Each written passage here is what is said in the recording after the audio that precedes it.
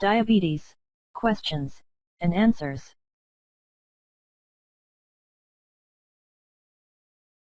Question 1. How does one get diabetes? Diabetes occurs for a number of reasons, but the ultimate cause of the high blood sugar that characterizes the disorder is either deficiency of the hormone insulin or a combination of insulin deficiency and resistance of the body tissues to its actions. In response to food intake, insulin is released by specialized cells in the pancreas, and is necessary for adequate amounts of glucose and other nutrients from food to be absorbed into certain tissues of the body. When insulin is lacking or the body resists its actions, the level of glucose in the blood becomes excessively high and diabetes is diagnosed. The difference in the balance between the two characterizes the two major forms of diabetes, type 1 and type 2. Whatever the form of diabetes, its basis is to some extent hereditary and to some extent environmental. The hereditary contribution is more or less constant throughout recent human evolution. It is the environmental component that has changed markedly over the last 100 years, leading to the dramatic rise in the frequency of diabetes in almost all societies. You developed diabetes because either you are strongly predisposed due to hereditary reasons or because there are factors in your lifestyle and environment, such as gaining weight, getting insufficient exercise, taking certain medications, that increase the likelihood of diabetes or, as is usually the case, a combination of both. This is not all bad, because the environment and lifestyle can often be changed, with dramatic improvement in the severity of the diabetes. Question 2. What is the difference between type 1 and type 2 diabetes? Type 1 diabetes is entirely due to an almost complete deficiency of insulin. The deficiency is the result of the immune system erroneously attacking and destroying the insulin-producing cells in the pancreas. For the proper functioning of our bodies, it is necessary for insulin to be present at all times in the bloodstream and tissues, not only after we have eaten. Insulin is essential to maintain the structure of our tissues and prevent them from being broken down in an uncontrolled manner. Without any insulin present, our tissues literally melt away into simple compounds that leave our bodies when we urinate. Accordingly, people with type 1 diabetes have high levels of sugar and break down products of fat and protein in the bloodstream and urine and develop the typical symptoms. Type 2 diabetes is due to a combination of our body tissues becoming resistant to the action of insulin, for the reasons described previously in question 1, and the inability of the pancreas to make enough extra insulin to overcome it. Although this latter component of the problem is often viewed as a failure of the pancreas, it is not true in the strictest sense. While it is common for the insulin-producing capability of the pancreas to decline throughout later adult life, it was nevertheless sufficient throughout most of human evolution to prevent us from developing diabetes. It is only in recent times, when our lifestyle and environment have caused many of us to become very insulin resistant, that the insulin-producing capacity is unable to compensate. In the true sense, it fails because we impose an excessive load upon it. This is true, even for those of us who have a hereditary predisposition to becoming insulin resistant. The difference between the two forms of diabetes. Question 3. What is the difference between diabetes mellitus and diabetes insipidus? The word diabetes is an interesting one.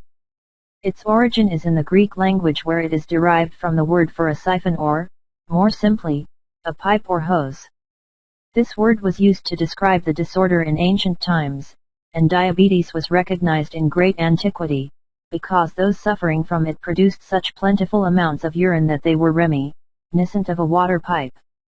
The reason for the plentiful amounts of urine lies in the fact that when the sugar glucose reaches excessively high levels in our blood stream, it is filtered into the kidney and enters the urine in large quantities. Due to its chemical and physical properties, when large amounts of glucose are filtered by our kidneys into the urine, it cannot be fully reabsorbed and retains a large amount of water with it, thus creating very large volumes of urine. The second part of the name, mellitus, is derived from the word meaning sweet, as in mellifluous music. Mellitus was added when it was discovered that the urine in a person with diabetes and very high blood sugar is sweet. Diabetes insipidus is a disorder with an entirely different basis, but its sufferers share the siphon-like quality of very frequent and very high-volume urination.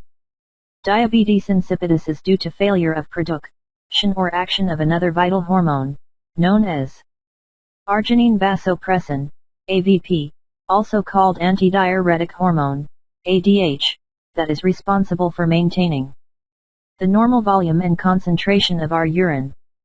When AVP is deficient, usually due to damage or disease of the hypothalamus or pituitary gland, or fails to work, usually due to disease of or damage to the kidney, we are unable to concentrate our urine and it becomes excessively dilute.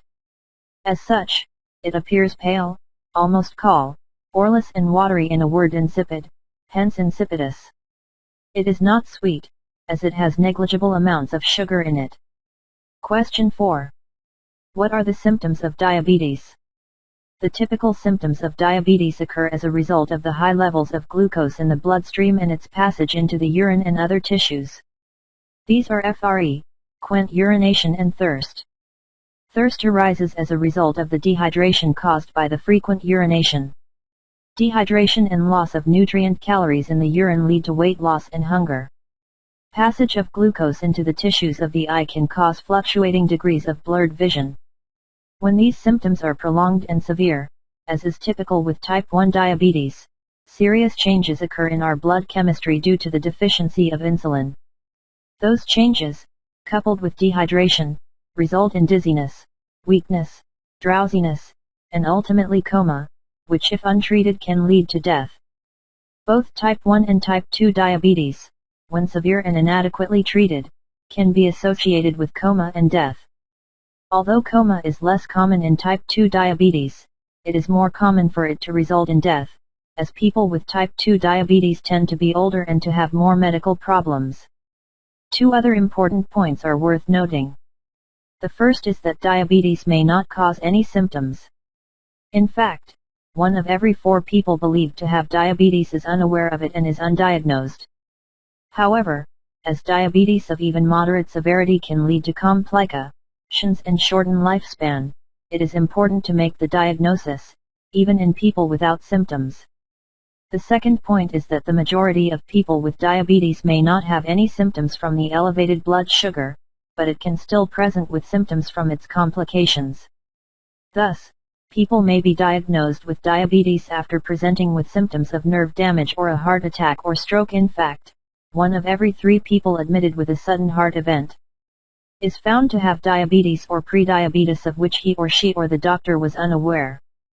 Neuropathy is present in 2 of every 5 patients with type 2 diabetes at the time of diagnosis, while eye damage is present in 1 of every 5 and kidney damage is present in 1 in 10, indicating that the diabetes was ongoing for many months or even years before diagnosis. Question 5. Can diabetes be cured? In general, we do not consider that diabetes can be cured once it has been diagnosed. People with type 2 diabetes can reverse the detectable abnormalities of diabetes by lifestyle adjustment without the use of medications. However, the tendency to manifest high blood sugar again is always present if the patient is under significant metabolic stress, such as that caused by medications, severe illness, injury, regaining lost weight, cessation of exercise, aging, etc. Therefore we consider that diabetes can be under excellent control or in remission, but we do not usually use the word cured. Even people with type 1 diabetes who have undergone full pancreas or islet transplantation and no longer require insulin therapy cannot be considered cured. There is a significant possibility that their diabetes will one day come back for a variety of reasons, including rejection of the transplant or a renewed attack on the transplanted islet tissue by the patient's immune system. Perhaps the closest we have been able to come in the search for a true cure for diabetes is the effect of bariatric surgery, weight loss surgery, which either involves procedures to restrict the entry of food into the stomach or procedures to bypass the stomach and upper intestine, thus reducing food absorption. Procedures of the bypass type have shown prolonged remission of diabetes in up to 80% of cases for as long as 10 years. Remission for 10 years or more is approaching a definition of a true cure, and in the future this and other medications or procedures that provide a long-term reversal of OBE society may come to be generally accepted as curing type 2 diabetes. Question 6. Does diabetes affect all racial groups equally? No, there are significant differences in the hereditary tendency to acquire diabetes. In general, Caucasians, non-Hispanic whites, have a lower tendency to develop type 2 diabetes than other ethnic groups. The situation with regard to type 1 diabetes is the opposite, with the highest prevalence currently being in the regions in and near Finland, Sardinia, and Kuwait. Lifestyle does not appear to be more important than the hereditary tendency in determining the chance of a person to develop type 1 diabetes. However, in the case of type 2 diabetes it is an important factor. Thus, certain ethnic groups may have a very high tendency to develop type 2 diabetes under one set of environmental circumstances, but they may have a very low tendency under different environmental conditions. A case in point is the Pima tribe of Native Americans living in Arizona. Half of the Pima have type 2 diabetes, while their genetically related cousins living in the Chiapas region of Mexico pursuing a non-urban lifestyle have a low frequency of the disorder. The two most common and most important factors contributing to a high prevalence of type 2 diabetes in groups at high hereditary risk are weight gain and lack of physical exercise. Question 7. Are my brothers and sisters and my children at risk of diabetes? If you have type 1 diabetes, your first-degree relatives, i.e. mother, father, brother, sister, and your children, are about 10 times more likely than the general population to get type 1 diabetes. The frequency of type 1 diabetes in the general population is about 0.5%, i.e., 1 in 200, so the risk in your first-degree relatives is about 10.5, or 5%. Fortunately, this is not particularly high. Also, it is related to age. About 90% of cases of type 1 diabetes occur before age 35. Therefore, the parents of a person with type 1 diabetes are at considerably less, and ever decreasing, risk compared to his or her siblings and children. The risk of getting type 1 diabetes for an identical twin of a person with type 1 diabetes is 30 to 50%, indicating that environmental factors are very important, even though they are not well understood. In the case of type 2 diabetes, the risk is considerably higher. On average, 1 out of 3 of the children of an individual with type 2 diabetes will develop the disease. 2 out of 3 of the children will develop diabetes when both parents have the disease. The risk of getting type 2 diabetes for an identical twin of a person with type 2 diabetes is 75 to 90%, indicating that genetic, hereditary, factors are very important. Question 8. Can a person have both type 1 and type 2 diabetes at the same time? Generally speaking, we do not diagnose both disorders in the same individual. If people have type 1 diabetes, they are completely lacking effective circulating insulin. By definition, this is not the case in people with type 2 diabetes, so having the one disorder effectively rules out the other. However, people with type 1 diabetes may be prone to the same metabolic problems as those with type 2 diabetes. In other words, if people with type 1 diabetes gain weight, become sedentary, or are members of an ethnic group at high risk for type 2 diabetes, they may become insulin resistant and their diabetes will be more difficult to control. Higher doses of insulin will be required and they may develop the metabolic problems that tend to be associated with type 2 diabetes, such as cholesterol and related blood fat abnormalities, as well as high blood pressure. These will add to their risk of cardiovascular disease. Some people with apparent type 2 diabetes appear to have a partial form of type 1 diabetes, which has stopped short of complete destruction of their insulin-producing cells in the pancreas. This is known as LADA or latent autoimmune diabetes of the adult. They tend to require insulin treatment earlier in the course of their diabetes, but are not considered to have both diseases. Question 9. Is there such a thing as borderline diabetes? What is it? The term borderline diabetes has now been replaced by the term prediabetes. Both terms indicate that a person has abnormalities in his or her plasma glucose levels that fall short of standard accepted definitions for frank diabetes. The reason that a standardized 75 gram, a little under 3 ounces, glucose load is used is to allow a direct comparison between different UALs under the same conditions. The range between the upper end of normal and bet itself is the pre-diabetic range. For fasting glucose, the range is 100 to 125 mgdl, and for glucose values 2 hours after a standard 75 gram glucose drink by mouth, it is 140 to 199 mgdl. The former is termed impaired fasting glucose, or IFG, and the latter is termed impaired glucose tolerance, or IGT. When either is present, an individual is described as having pre-diabetes. There are at least 2 reasons why it is important to identify prediabetes. One reason is that people with prediabetes have a known increased risk of progression to frank type 2 diabetes, and, second, prediabetes, especially of the IGT type, is associated with a significantly higher risk of cardiovascular disease and death. Therefore, knowledge that one has prediabetes necessitates regular follow-up and also permits early intervention to prevent progression to frank diabetes. Question 10. Why do some women get diabetes when they are pregnant? Is this dangerous for them, or their baby?